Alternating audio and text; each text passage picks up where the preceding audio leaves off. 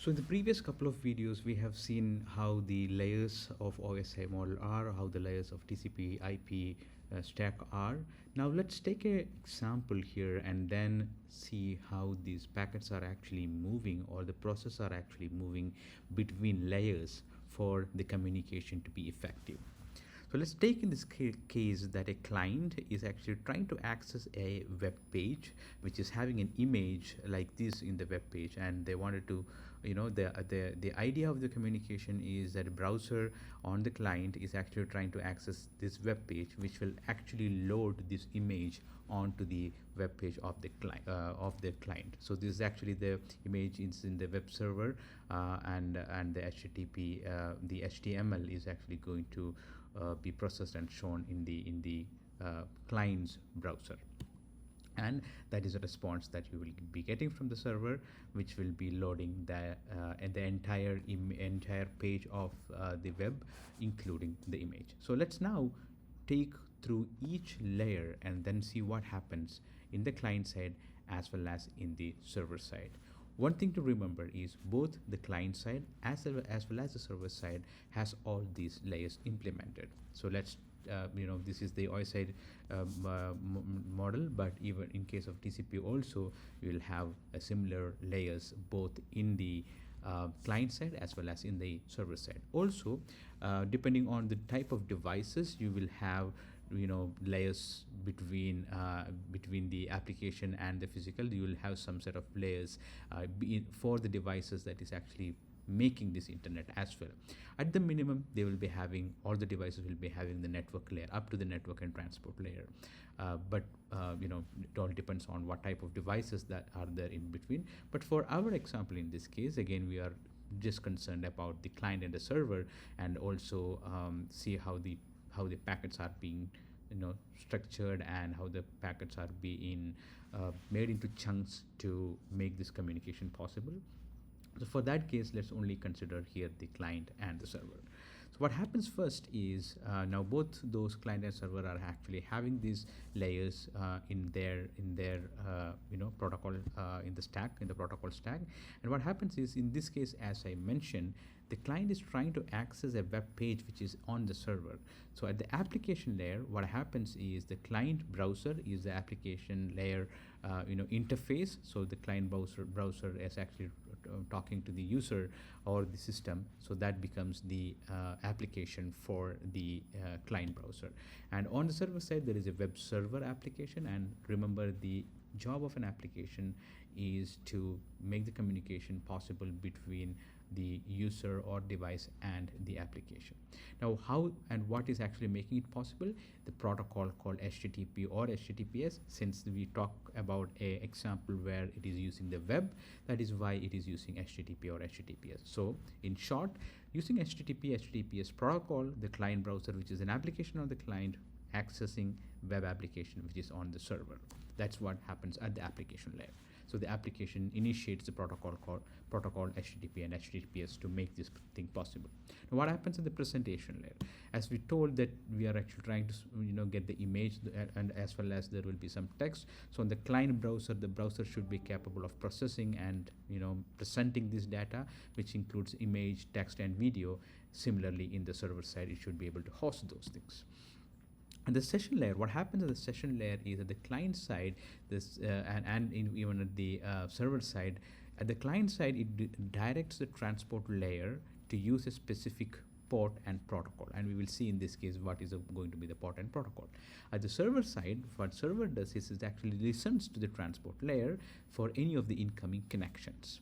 And in this case, coming to the transport layer, since we are using HTTP or HTTPS, it is going to, at the client side, it is going to use a random non-well-known port. What do you mean by non-well-known port is there are some set of ports that has been reserved for communication, and at the server side, it will be using a well-known port. Since we are using HTTP, an example here, server will be listening on the port 80. If it is HTTPS, it is going to listen on 443. And when at the client side, as I mentioned, any port which is over and above 1024 is going to be used in the communication. And now, at this point, what happens is the image that we have hosted on the server, what it happens is it gets created into chunks called segments. Very specifically, in this case, since it is using TCP, we call it as TCP segments. So it actually now makes into smaller segments. And how does it decide on what is the size of the segment?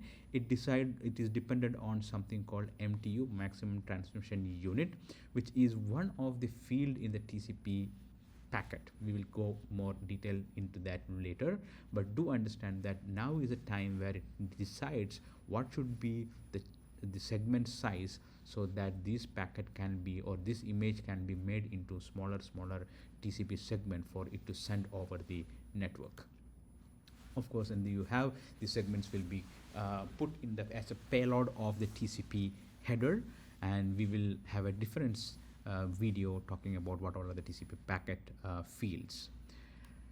Now coming to the network layer, remember that the job of the network layer is to facilitate the end-to-end communication. So the client side, the PC has an IP address, and on the server side, the server has an IP address.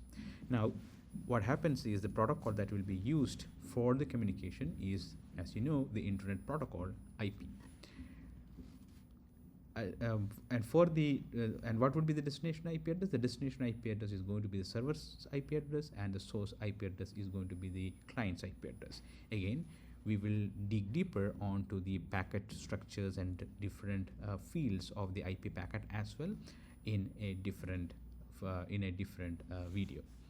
Now coming on to the TCP segment, what happened to the TCP segment is now this TCP segment will be encapsulated into the IP, so that now IP can carry this TCP packet end to end.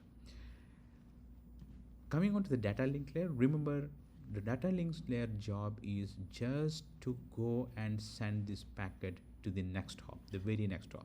So in this case, on the internet side, I have put a router here, and this PC, let's assume, is connected to a router. All the thing data link layer is concerned about is how can I send my packet to my immediate next hop. And remember, the internet is the routing, the packet gets delivered using the concept and technology called routing.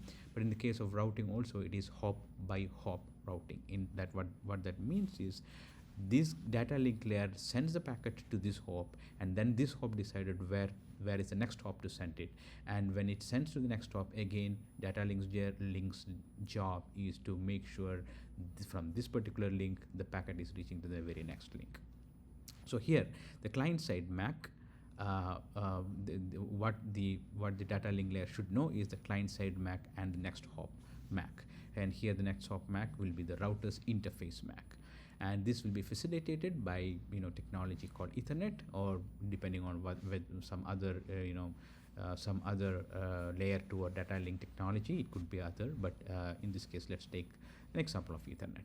And finally, the IP packet that you got, which is having the TCP and the segments of that images, will be put into data link frames. Now this frame is ready to send across the line, which is the cable, from this PC to the router.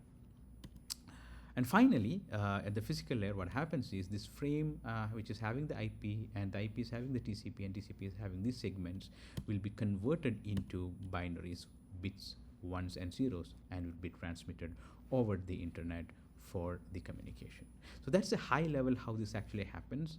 We will do one thing, and again, what we are going to do is we will discuss more about the transport layer, network layer, and data link layer. We will talk about the TCP headers. We'll talk about the IP headers. We'll also talk about the Ethernet frame, how it is actually formed, and what are the fields in that, so that you get a clear understanding of how this communication happens.